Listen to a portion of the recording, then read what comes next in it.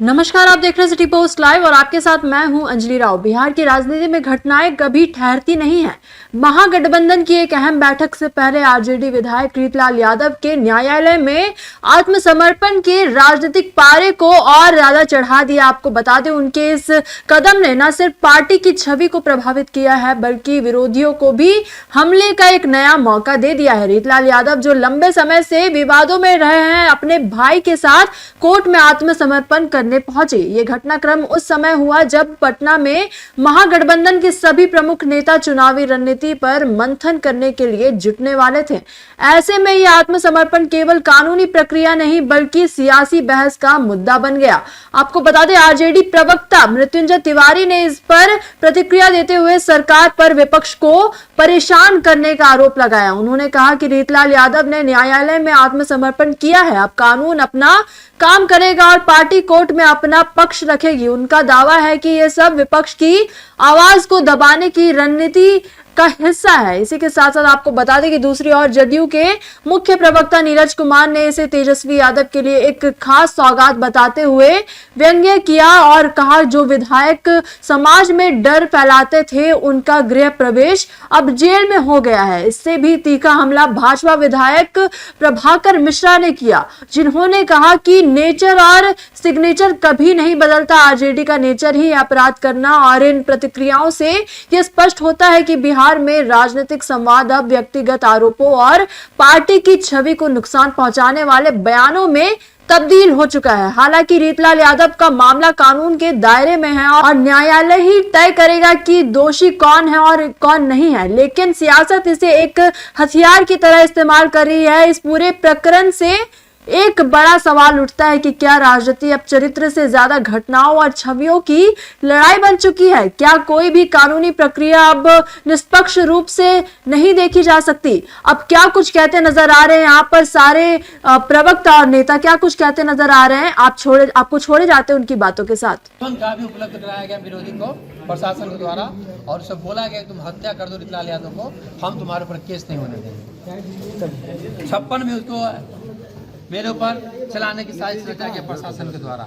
जब हमको ये सब बात पता चला तो हम अपना गार्ड को बढ़ा दिया, प्राइवेट गार्ड को रखा। प्राइवेट गार्ड जब रखना चाहा तो लोकल प्रशासन वहाँ का आदेश नहीं दिया कि नहीं आप प्राइवेट गार्ड नहीं रखते हैं, नहीं रख सकते। इसी दरमियान मेरा हाउस चल रहा था, हाउस चल रहा था। हाउस के दरमियान में हमको अरेस्ट करने का प्रयास किया गया कि जो प्राइवेट गार्ड रखे हुए हैं उसी के द्वारा इसको फंसा करके भेज देंगे। लेकिन हाउस के द्वारा उनको जानकारी हुई तो हमने अपना प्राइवेट गार्ड को हटा दिया।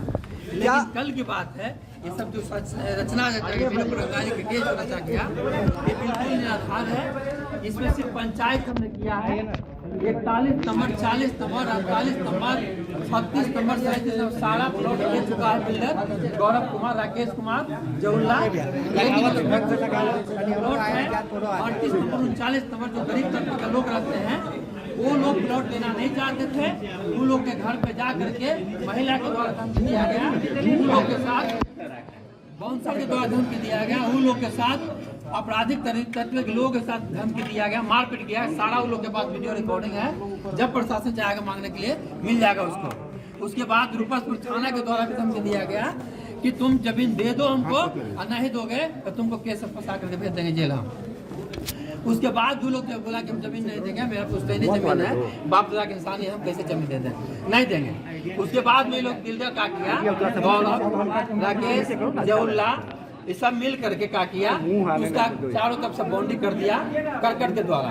तब वो लोग मेरे पास आया, कहीं कि आप मेरा प्रतिनिधि है, मेरा मुखिया है, आपके द्वारा मेरे साथ आप रहते बने मेरे साथ ऐसे साजिश बना है, ये बात तो नहीं है। लेकिन हुआ क्या है तो कैसा ऐसा है, मेरा जमीन को हड़पना चाहता है, राजनीतिक साजिश लग रही है, हड़पना चाहता है। उसके बाद में हम उसको दिवाली के समय राकेश सिंह को बुलाए और राकेश सिंह को बुला करके समझाए और बोले कि तुम और जिसका जमीन नहीं देना चाहता है तो फिर उसका जमीन तुम कब्जा क्यों करना चाह रहा है, ये सब गलत बात है। तो कहे इसकी ठीक होकर का मामला शांत था। उसी दरमियान में ओम प्रकाश, दौलत देवी और मिथिलेश कुमार का 3 गो से जबरदस्ती एग्रीमेंट करा लिया। एक को दिया 5 लाख रुपया, एक को दिया 10 लाख रुपया, एक को दिया 7 लाख रुपया। अब बोला कि बोनस 320 दिन के अंदर टोटल पैसा दे देंगे। साल बीतने जा रहा है, लेकिन फिर भी वो लोग उसके पास पैसा नहीं दिया। फिर वो मेरे पास आया कि देखिए ना सर, ऐसा मुखिया जी विधायक जी मेरा साथ पैसा ऐसा किया, जबरदस्ती संख्या दिया है, अब पैसा मांगे तो पैसा नहीं दिया। उसी दरमियान में हमारे गांव के सरपंच हैं, सरपंच से इन लोग छोड़ भेजा कि हमको बात कराइए मुद्दे से, हम बात करना नहीं चाह रहे, लेकिन बात करना नहीं चाह रहे। देखिए, माननीय विधायक श्री रीतलाल यादव जी ने न्यायालय में आत्मसमर्पण किया है।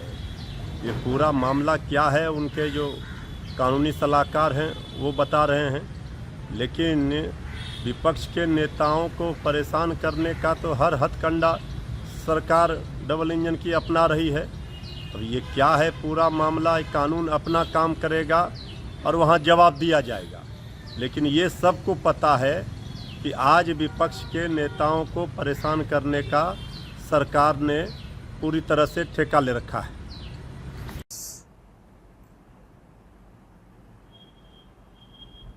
माननीय तेजस्वी यादव जी, कैसा सौगात मिला।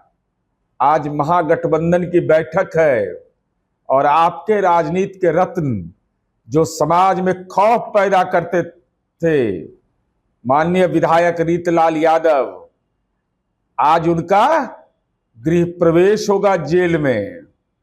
तो स्वाभाविक रूप से एक तरफ बैठक, दूसरे तरफ आपके रत्न का जेल में प्रवेश, यही है राष्ट्रीय जनता दल का संस्कार।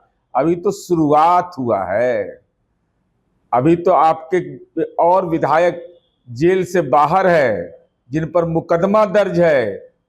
तुलना कर रहे थे, अरे कोई इस बिहार के अंदर बचाने वाला नहीं है। अपराध करिएगा, किस दल के है, किस जाति के है, किस धर्म के है, कानून का वज्रपात उन पर होना तय है। कहावत है कि नेचर और सिग्नेचर कभी नहीं बदलता। यही बात राजद के स्वभाव, संस्कार और संस्कृति में हर वक्त परिलक्षित होता है। जनता यह सब जानती है। बिहार में कानून और सुशासन का राज कायम है।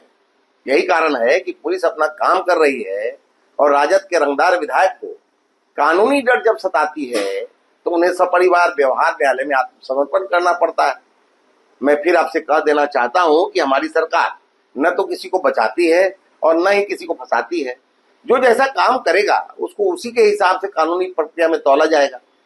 अपराध करने वाला चाहे कितना भी रसूखदार क्यों न हो, बिहार का प्रशासन उसे कानून के सहारे पकड़ ही लेगा।